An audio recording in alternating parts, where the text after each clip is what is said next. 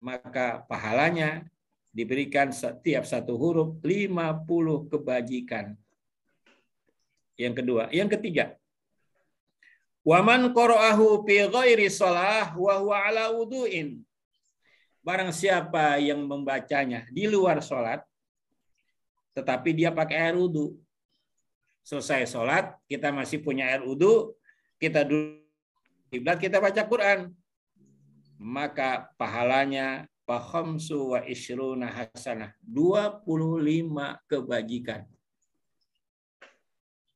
Orang yang membaca Quran sambil duduk dengan air wudu di luar sholat, pahalanya setiap huruf 25 kebajikan.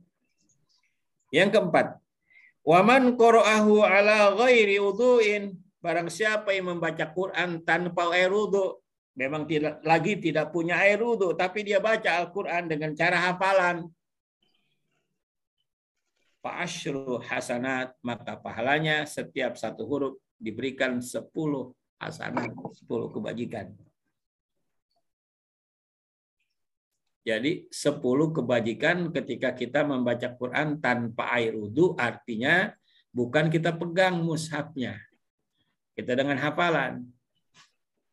Kalau kita baca surat Al-Ikhlas 100 kali saja, karena kita hafal surah Al-Ikhlas, kita baca 100 kali, kita baca surah Al-Ikhlas, berapa kali itu hurufnya?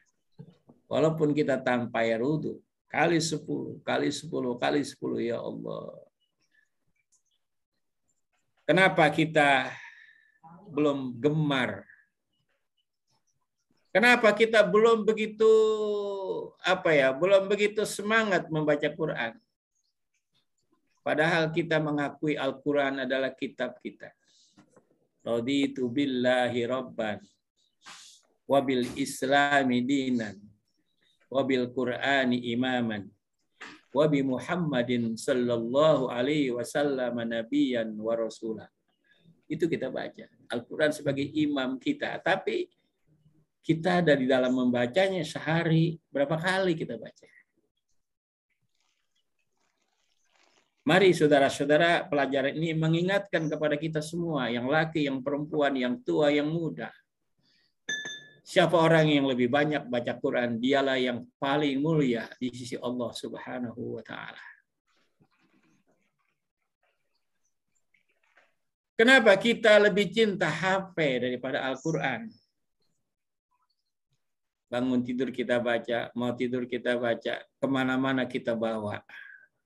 Tapi sementara Al-Quran tidak kita hormati, tidak kita cintai seperti HP. Apa kita tidak takut nanti di hadapan Allah Subhanahu wa taala? Al-Quran menghujah kepada kita. Allah marhamni bil Quran waj'alhu li imaman wa nuran wa hudan wa rahmah. Allahumma zakirni minhu ma nasini wa alimni minhu ma jahilni warzuqni tilawatahu ana al-laili wa atrafan nahar waj'alhu li hujjatan li wa la hujjatan alaina. Jadikan dia sebagai hujjah, wala taj'al hujjah alaina. Jangan jadikan dia akan mengklaim nanti pada kita. Umat Islam yang tidak mau baca Quran, apalagi tidak mau mengamalkan Al-Quran, maka Al-Quran itu sendirinya akan menyeret dia ke dalam neraka Allah Subhanahu wa taala. Kata Nabi, man ja'alal Qur'ana amamahu qadahu ila jannah. Barang siapa yang menjadikan Al-Quran di hadapannya, artinya barang siapa yang menjadikan Al-Quran sebagai bacaan rutin, yang dia senangi di dalam membacanya karena ada pahala di dalamnya, maka Al-Quran itu akan memberi hidayah kepadanya dunia dan sampai akhirat dia diajak masuk surga bersama Al-Quran. Sebaliknya, waman ja'alal Qur'ana khalfa zahri saqahu ilan nar. Barang siapa yang menjadikan di belakangnya, artinya tidak dibaca, tidak diamalkan, apalagi dihina, maka Al-Quran itu akan menyeret dia nanti ke dalam neraka Allah Subhanahu wa ta'ala. Wal'iyadzubillah. Ma'asyiral muslimin rahimakumullah. Mari sama-sama kita cintai Al-Quran seperti kita mencintai lebih daripada mencintai diri kita sendiri. Jadi kalau kita ingin taufik dan hidayah Allah menyertai kita, kalau kita ingin hidup kita serba mudah, kalau kita ingin hidup kita tanpa kesulitan, jauh dari segala penyakit, cintailah Al-Quran dan bacalah Al-Quran. Karena Al-Quran yang sedang kita baca, rahmat turun di dalamnya. Kan ada firman Allah, wa iza quri'al Qur'anu fastami'u lahu wa ansitu la'allakum tur. Ketika Al-Quran dibaca, di sekitarnya turun rahmat, apalagi kepada yang membacanya. Rumah-rumah yang dibacakan Al-Quran di dalamnya, maka rumah itu penuh rahmat dan penuh malaikat akan datang mendengarkan bacaan Al-Quran, kemudian mendoakan kepada ahli rumah yang dibacakan Al-Quran di dalamnya. Jadi kalau ingin rumah tangga kita tenang, rumah tangga kita baik, jauh dari segala penyakit, paling tidak pimpinan rumah tangga, suami, istri, harus sering baca Quran. Dengan cara itu, insya Allah rumah kita selalu didatangi oleh malaikat. Iblis, setan jauh dari rumah kita. Saya belum bisa baca Quran secara lancar. Yang mana yang belum bisa? Kan Al-Quran ada 114 surat. Ada 114 surat. Kalau surat yang lain yang kita belum bisa, mana yang kita bisa? Itu yang kita baca. Berulang-ulang kita baca. Sama kita baca Quran juga. Jadi tidak ada alasan karena belum bisa baca Quran, lalu nggak baca Quran. Nah ini para jamaah sekalian, mudah-mudahan ya, ayo sama-sama. Saya, saudara-saudara kita semua, anjurkan keluarga kita untuk senang membaca Quran. Kalau HP kita begitu cinta dengan HP, kemana kita bawa, di mana kita baca.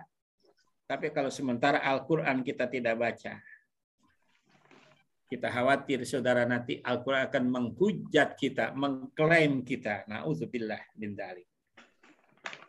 Ma'asyiral muslimin, jamaah talim angkasa rahimakumullah di mana saja berada.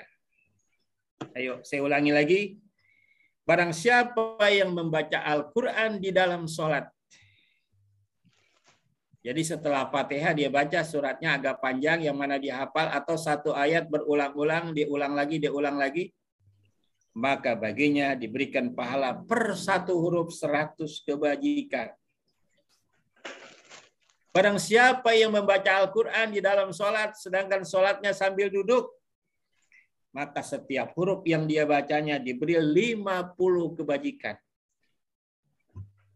Barang siapa yang membaca Al-Quran di luar sholat, padahal masih punya air wudhu, habis sholat dibaca Quran, dengan punya air wudhu, dengan memegang mushafnya, memegang Al-Qurannya, atau tidak memegang Al-Qurannya, masih punya air wudhu, dengan hafalan dia baca, maka baginya per satu huruf diberi nilai pahala 25 kebajikan. Yang keempat, barang siapa yang membaca Al-Quran tidak dengan air wudhu, dengan hafalan tentunya ya, apakah sambil berbaring, menjelang tidur, dan sebagainya, maka pahalanya per satu huruf diberikan Allah 10 kebajikan. Sudah jelas saya kira ya. Sudah jelas ini semua, tinggal kita mengamalkan masing-masing. Kita semua di rumah pasti punya kitab suci Al-Quran. Jangan sampai Al-Quran sudah berdebu jilidnya, ya. Sudah berdebu, tidak pernah dipegang-pegang. Istri kita aja kalau nggak pernah dipegang, kadang-kadang dia curiga, Pak, Bu. Istri kita nggak pernah pegang-pegang tiap hari, kita pura-pura aja. Kita lihat juga enggak, kita lihat, kita berhadapan, kita palingkan kepala kita, mata kita palingkan muka kita, kira-kira curiga nggak tuh? Nah, ini suami saya kok beda banget sama kemarin-kemarin. Nggak mau melihat, memandang saya, apalagi megang dan sebagainya. Jadi ini Al-Quran ada di atas meja kita, di lemari kita nggak lihat-lihat, kita nggak, apalagi kita baca, lihat juga enggak, melengos kita lihat Al-Quran. Apa Al-Quran nggak marah itu? Nah, itu saudara. Ayo. Nah, ini mari sama-sama pelajaran kita pagi ini mengingatkan kita kepada orang-orang yang selama ini karena saking sibuknya Al-Quran tidak pernah dibaca. Hanya ada sih alhamdulillah kalau masih dia sholat masih baca alhamdulillah. Karena ketika dia sholat pasti baca Al-Quran. Tapi yang dimaksud di sini adalah selain kita sholat sebagai tambahan. Kalau kerja lembur, ya, hari kerja dari jam 8 sampai jam 2 atau jam 3. Ini nambah sampai jam 6. Kan gajinya juga tambah. Iya, jadi ini tambahan.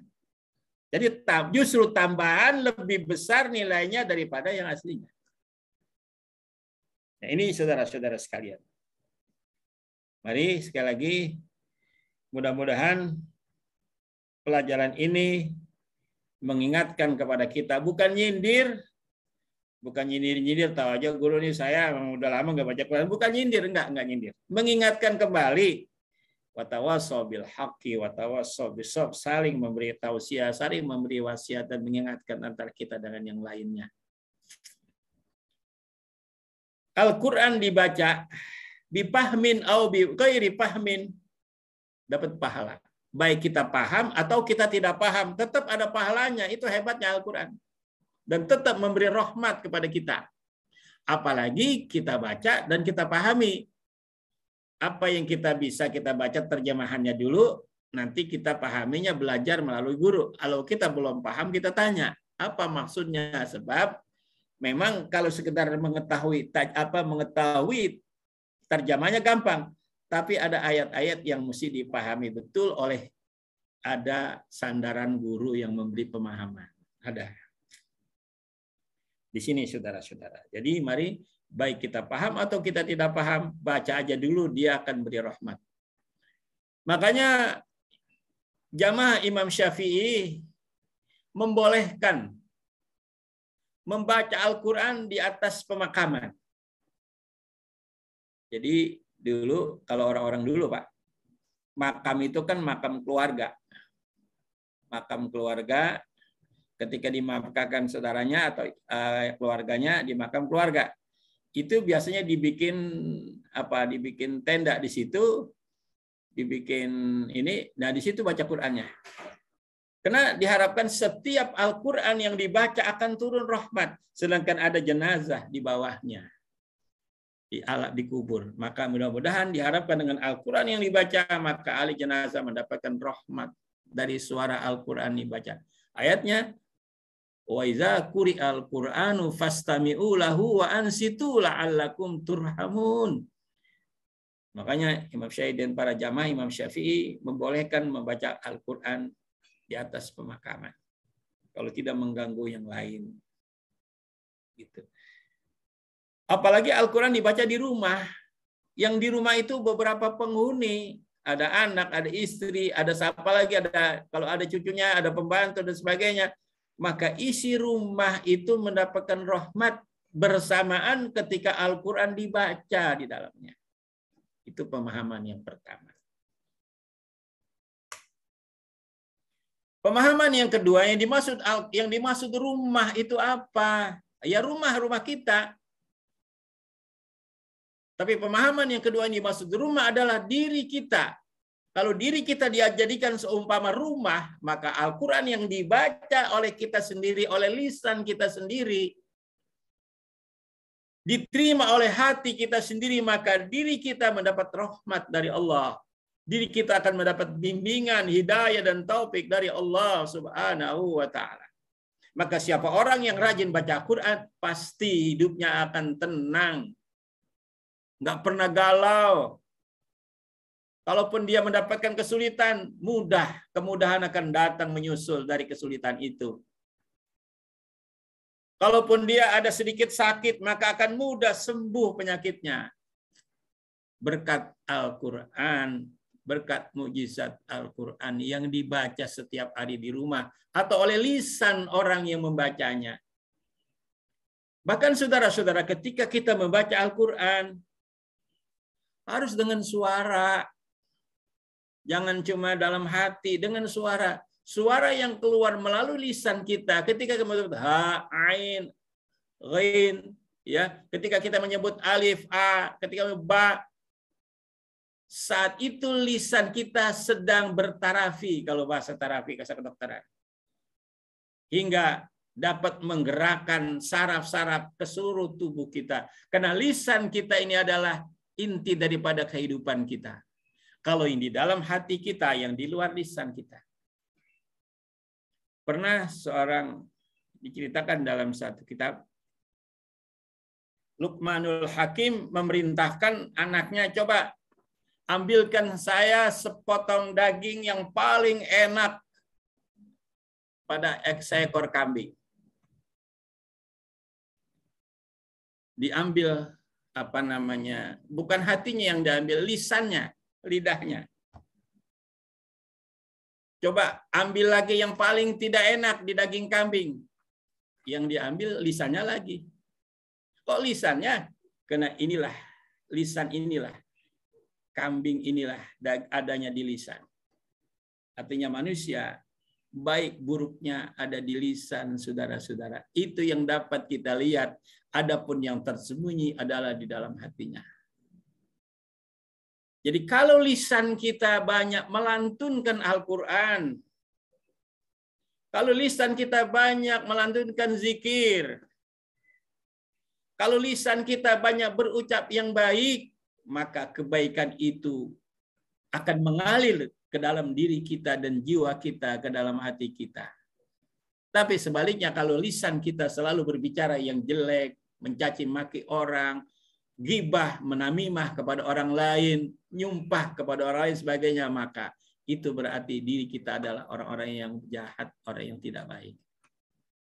Maka terapi yang paling baik dalam hidup ini, terapi Al-Quran, membaca Al-Quran. Akan menyebar ke seluruh tubuh kita, termasuk jika ada urat-urat kejepit bahasa kedokteran, dengan baca Al-Quran dia akan selesai. Makanya orang yang ahli dalam baca Quran, hidupnya sehat-sehat dan bugar selalu. Orang yang hidup senang membaca Al-Quran, hidupnya kelihatannya bugar, senang, dan kelihatannya memang lebih hebat daripada orang yang jarang, apalagi tidak membaca Al-Quran. Jamaah sekalian yang berbahagia.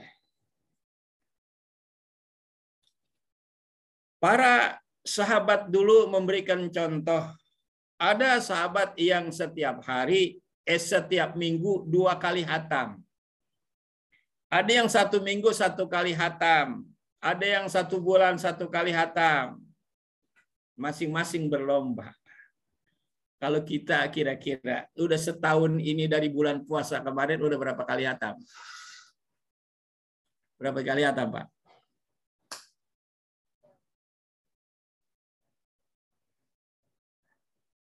Orang yang ahli ibadah adalah mereka yang senang baca Quran.